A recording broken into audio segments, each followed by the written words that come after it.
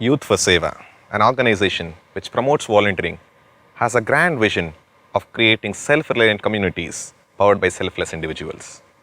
When we have so many people who want to bring a change in the society, that to a positive change in the society, have a lot of views, opinions and ideas so that they can bring a contribution in the society. But when we have diverse people having diverse views on a subject, we need to have a founding principle which drives home that what needs to be done. This is the guiding principle. These are the foundation principles on which a decision to be taken. Irrespective of whoever is in the leadership, on the basis of these principles, if we can take a decision, that will go for a longer way. The first and the basic principle being the nation first. What do you mean by a nation? Where the people from diverse backgrounds, diverse cultures, diverse languages come together under a geographical area. But nation first means, irrespective of the differences in the culture, caste, creed, religion, they all move up to a same goal called moving the country ahead. This is nation first. The first and foremost important principle that comes under nation first is India or Bharat as an ancient nation. Many a times we feel very sad when people say India is a country which is 70 years old. No, that is not true.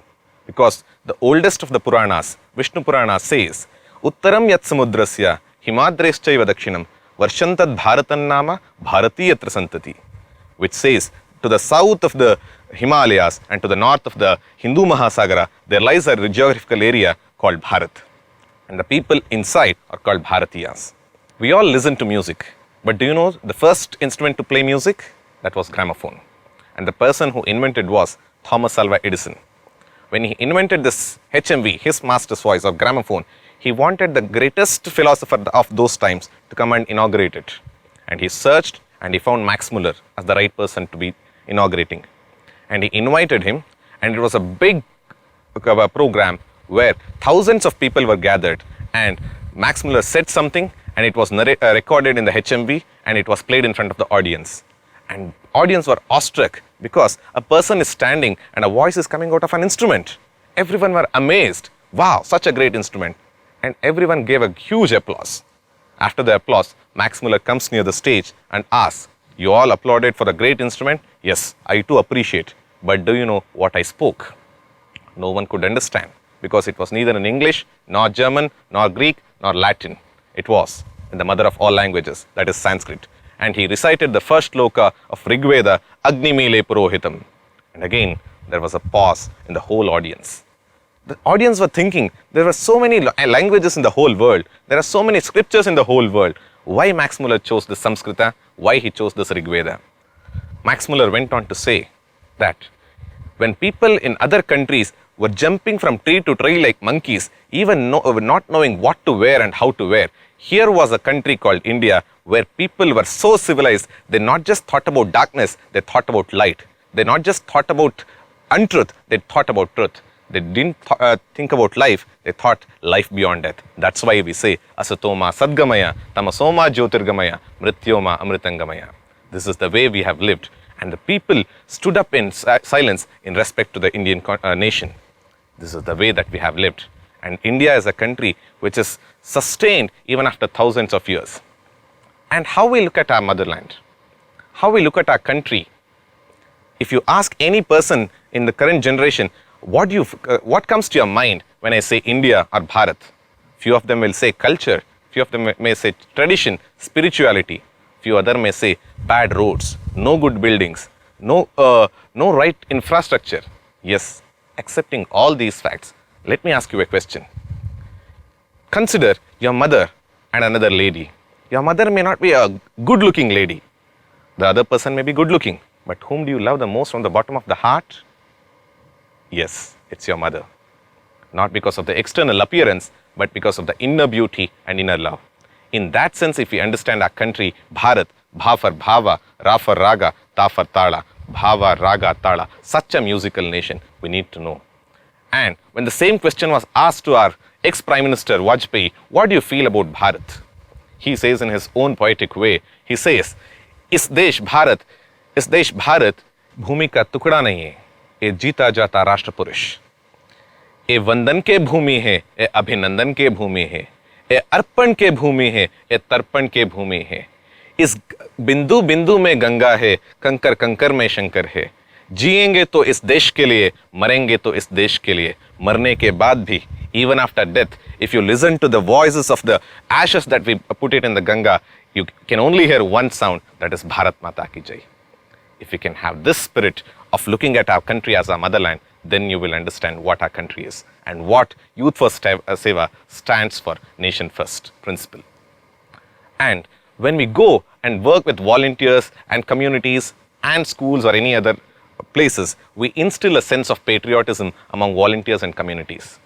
Because Sri Aurobindo Ghosh, a great patriotic saint, says, the country whose younger generation are inspired by the glory of the past, pains of the present and dreams of the future, that country can alone move towards progress. Taking that as an example, Youth for Seva believes that we need to impart patriotism in the students. That's why in Youth for Seva we have a lot of programs which includes the Yodha Vandana, the Rashtra Vandana and Vivekananda Jayanti and many other, where we see instilling patriotism among all the stakeholders that comes under our fold. And when it comes to nation and when it comes to Youth for Seva, national integrity is uncompromising principle. There are many NGOs which work for the human rights, which work for the rights of human beings and under the concept of humanity, and they forego the national integrity. We have seen the Naxalites, we have seen the Rohingyas, we have seen the Bangladesh infiltration that is happening, and many organizations serve even them. And we don't deny that we need to serve them, but in the long run, they are breaking the nation. That's why whenever there is a concern of taking an initiative about this, about humanity, we will serve. But when it comes to nation, national integrity is the priority. India is a primordial nation and differs fundamentally from modern nations of Europe. We have seen in the history that all the nations were looted. You could have heard about many invasions that has happened across the globe. You might have heard about Mayan, you might have heard about Inca, you might have heard about Roman, you might have heard about Greek. Where are they now? No one is existing. Everyone is lost because of the invasions that has happened. But India is still alive. Does that mean India didn't face any invasions? India is the country which faced a lot of invasions, more than any other country in the whole world.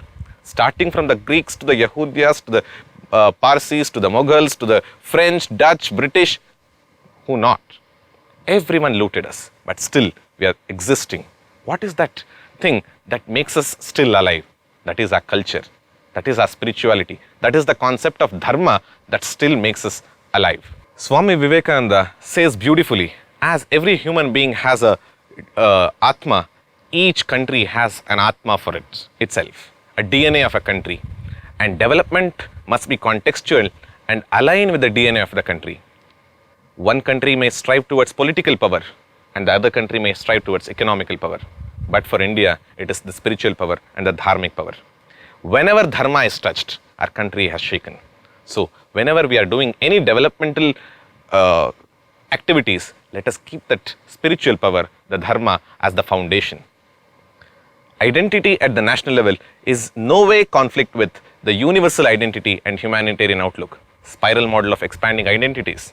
Again, when someone asked Swami Vivekananda, Swamiji, you're a sannyasi, you're a monk, a monastic, you need to accept the whole world as it is. Why you think about India, India, India always? Swami Vivekananda gives a beautiful example. He asks us a question that if any person doesn't know how to love his own mother, can he love other ladies as mothers? A person who doesn't know how to care and take care of the society and the nation by his own nation, can he take care of other nations? So patriotism first, universalism next. These are the principles that comes under the nation first category. Apart from nation first, we have the second founding principle as pluralism. What do you mean by pluralism? Is it equivalent to secular? No, it is much beyond secular. India is a secular country, but beyond that, it is a pluralistic country. And the first and foremost thing, again taking from Vivekananda, this year being the 125th year anniversary of Vivekananda's address in Chicago, he starts there with a clarion call saying, I come from a land which tells the world how we have to tolerate all religions and not just tolerate, universal acceptance. We need to accept all religions to be true, all cultures to be true, and give a space for each one of them in the whole world. But Youth for Seva goes beyond Swami Vivekananda's views, where we say we accept, we respect, we celebrate diversities. It is from toleration to acceptance, acceptance to respect, respect to the celebrating. And when Vivekananda gave that, he gave a beautiful example. When Romans conquered Israelites and threw them, breaking the temples from their country and persecuted them, India is the country which gave them the shelter. And when Greeks conquered Parsis and they were thrown out of their country, India has sheltered them. India is always being the Vishwamata, which has sheltered the whole world whenever there is a requirement. So inside India as well, we need to understand this pluralism in the right perspective. When it comes to pluralism, we need to understand seeing the oneness in divinity in traditions of India. Let me give you a small example. You may find the light, the fan, the laptop, the projector, the camera, everything is running and everything is different. But what is common within all these things is everything can run with the help of electricity, the power. That is what is the inherent Atma that we are speaking about. Seeing the differences in spite of seeing the differences, seeing the oneness. Respect the differences, but see the oneness that is binding us. That's what Krishna tells in Gita. Mai sarvamidam protam sutre manigana. In that way, if you understand whether the person is from rich background or a different background or culturally different, caste different, you will see the oneness in each other. And as Youth for Seva volunteers, when we go to any place, don't discriminate, accept as they are. Uniformity is not a precondition for unity. Uniformity is not at all in nature at all. We see the differences. Even if you see a tree, there cannot be two leaves which are same. They can be similar but not same. This is a Western concept where we feel that uniformity should exist. No, we need to accept the differences and respect and celebrate the differences. We recognize and respect identities of people at all levels, including caste, religion, language, cultures, many things. But there is a danger that is coming up in the whole world. In the name of globalization, lot of languages are getting extinct. Lot of cultures are going down. We have to be modern, but we have to have the awareness about what are the dangers of globalization. Just recently, when I was looking at a newspaper, there came articles saying more than 3,000 languages are getting extinct. And in India itself, we are finding very less people who speak their native language. Everyone are going towards their international language, so-called international language, English. Yes, let us learn that, but let us not leave our cultural languages too. We believe that developmental initiatives should be taken without destroying the indigenous cultures and traditions.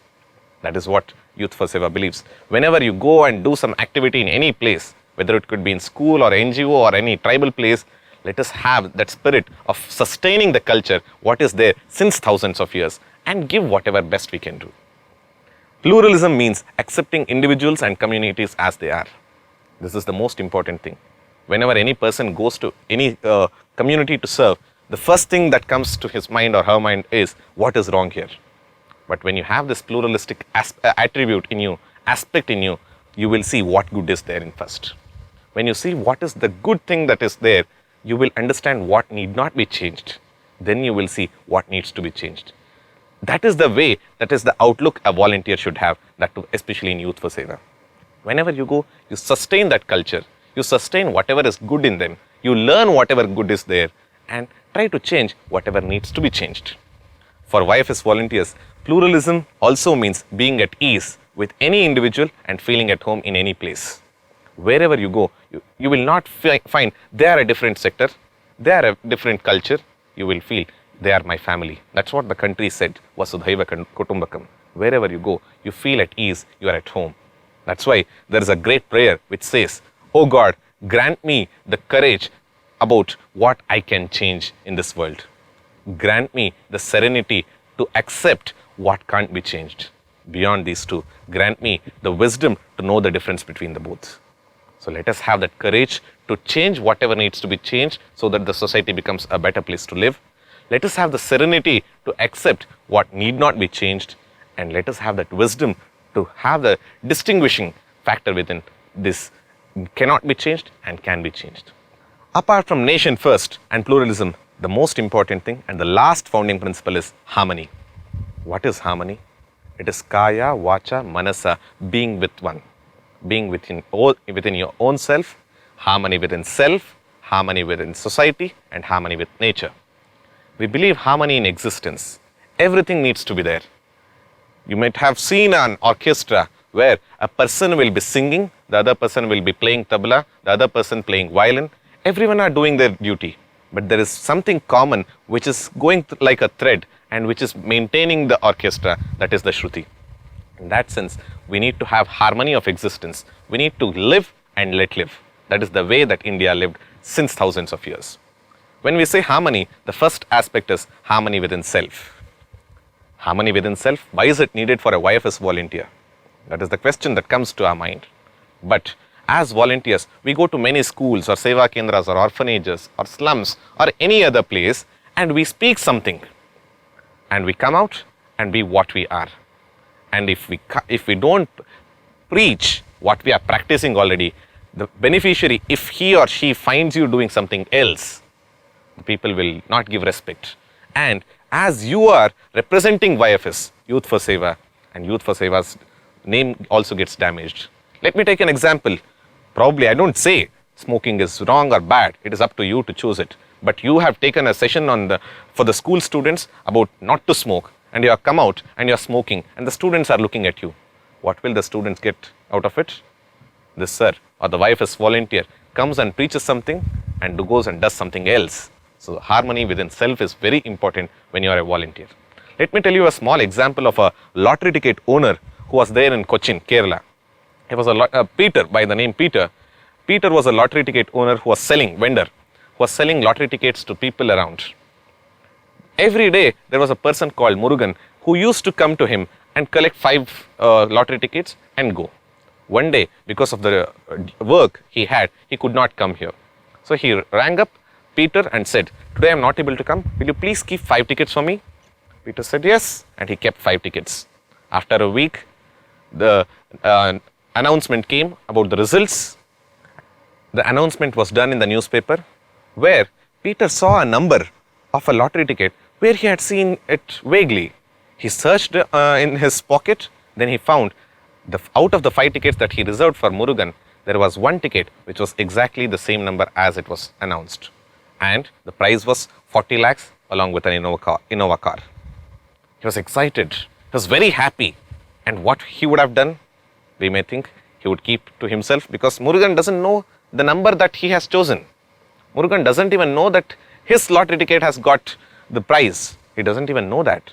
But Peter calls up Murugan saying your ticket has won a bumper prize of 40 lakhs and Innova car. Murugan was a daily wage laborer. He doesn't know how to even claim it. Peter goes out of his call of duty to open a bank account and bring all the money along with the car to him. This was seen by an IAS officer in Kochi, and looking at that, he awarded Peter with 1 lakh felicitation as an award of honor because honesty and truthfulness, this is what is the basis. Harmony within self, whatever you preach, please do practice. Whenever you go in front of the students, have that pride of being the person what you are preaching the same. This is harmony within self. Have all the values ingrained in you. The second, harmony with society. Harmony with society. What do you mean by harmony with society? As we all know, human beings, we are all after social animals. We live in a family of people. We live in a society where we find many people who are struggling to even have food a day, a square meal a day. But what we are doing, do we have that compassion?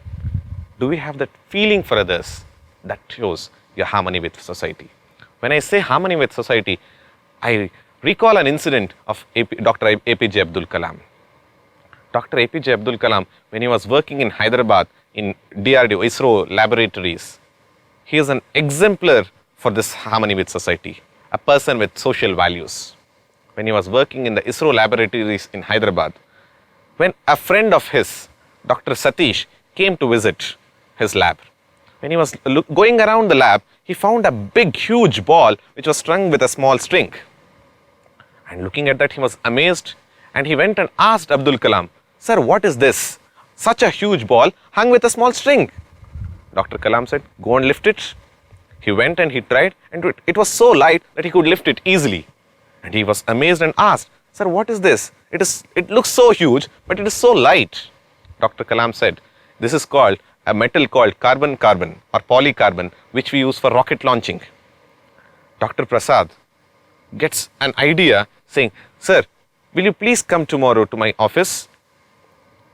Dr. Kalam accepts. The next day, he goes to Nizam Institute of Medical Sciences, Hyderabad. When he was going, he saw many people who didn't have legs, and they were walking with crutches, heavy crutches. His heart was bleeding, but he was helpless. He could not do anything. He went inside the cabin of Dr. Prasad and asked, "Sir, yesterday you called me to your office, and I am here. What can I do for you?" Dr. Prasad says, "Yesterday you showed me a metal called polycarbon, carbon-carbon, which you use it for rocket launching, the lightweight metals. Will you use the same metal and do something for these children, crutches?" Dr. Kalam was excited with the idea. He says, "Yes, this is very exciting. I'll take this assignment and I'll bring with a new pair of crutches in few months." He goes, within 3 months, he comes up with 50 pairs of new crutches. It was a huge ceremony where all the hospital staff, the wardens, the nurses, the doctors, everyone are there. The parents of the children are there. 50 students who didn't have legs, they're also waiting to have the crutches on their legs. Dr. Kalam distributes each student a pair of crutches and everyone wears it. Till date, they didn't have leg. They were wearing heavy crutches and they were not able to even move. Today, after wearing this, they were not just moving, they were walking, they were running and they were jumping. Looking at the happiness of the children, the parents were shedding tears. Dr. Kalam came to the mic and said, "Do you know why these parents are crying?" Till date, the students who didn't have legs, they were weighing, they were placing the crutches which was almost 3 kgs of weight. Today, we have made it into 300 grams. And when I saw tears of joy in others' face, that is the happiest moment. That's when I thought, I'm also of some use to the society. Can we have this kind of a value? When you see a person who is in need of something that you have, can you do something? Vivekananda always says, feel, feel, feel, feel until you become mad. Can we feel for others? Heart to feel, that is what is important. Then head to think how to do it and hands to work, actually serving what you can. This is harmony with self and harmony with society. But the journey doesn't end there. A Youth for Seva volunteer need to have harmony with nature. Harmony with nature means having a life which is sustainable, which can promote simple living and high thinking. When I say this, recently I read a report which was released by BBC. Few years back they did a survey across the globe and they came up with a report. If people start consuming the materials as the regular average US people, we may need 4 planets to survive. Where do we get the 4 planets? India is a country where we thought this earth as Mother Earth. Bhu is called Bhutai for us. Bharat is Bharat Mata for us. So whenever you see a life that is coming out of earth, it takes the same pain when a mother delivers a baby. Whenever there is a small life that is coming out of earth, that is the pain that Mother Earth takes. And we are taking everything from our Mother Earth, and what we are feeding back? Are we feeding back that is digestible? Are we feeding back that is undigestible? This is a question that we need to ask. To give you an example, when I say that simple living, there are 2 types of dresses. One can be a jeans, the other can be casuals. One consumes or one takes a little less of cotton, the other takes more of cotton. Which one to choose is left to you. If you are in harmony with nature, you will consume whichever is less and whichever can be digested to the Mother Earth. And when I say harmony with nature, the second part, one is the lifestyle, the second part is activism. We all know about Chipko movement, which was led by Sundarlal Bahuguna and his wife. But from where he got that inspiration, that tells you what is harmony with nature. In the 18th century, when there was a king in Rajasthan who wanted to lay roads across the forest and wanted to make a developed country, a lady called Amrita Devi, who went there along with her three daughters, she hugged the trees, and when the soldiers came and they told, if you don't leave us, we will even chop your head. She told, okay, I'm ready to sacrifice my life, but I won't leave your, I don't want to leave these forests to become a granite floor. This is the way that India has seen nature, Mother Earth. So can we have this concept of harmony with nature? Whenever we go to any place or any society, let us promote this harmony with nature as well. You may go to a school, you tell that how to effectively use and reuse and reduce whatever we take from the society. We envision an equitable society where people with various capabilities and aptitudes find opportunities to realize their full potential. This is one of the founding principles that comes under harmony. We believe in equal opportunity and not equality. There can be no equality in the whole world. We can only allow them or enable them to get the equal opportunity to realize their potential, unleash their potential, and reach the highest. In addressing situations of conflict, we aim to address issues without creating permanent divisions and hatred in the community. Whenever we are working in Youth for Seva, there may be a situation where you may have to do something beyond what we are doing. At that time, don't forget to close the cut after surgery. There may be situations where you need to do something at that moment. Do it, but let it not have a larger impact or a longer impact. You need to close the cut after doing the surgery. Confrontation is the last resort to address a social issue. And if we have to resort to that, we ensure that we do not create long-term divides in the community. These are the principles based on which Youth for Seva volunteer needs to work.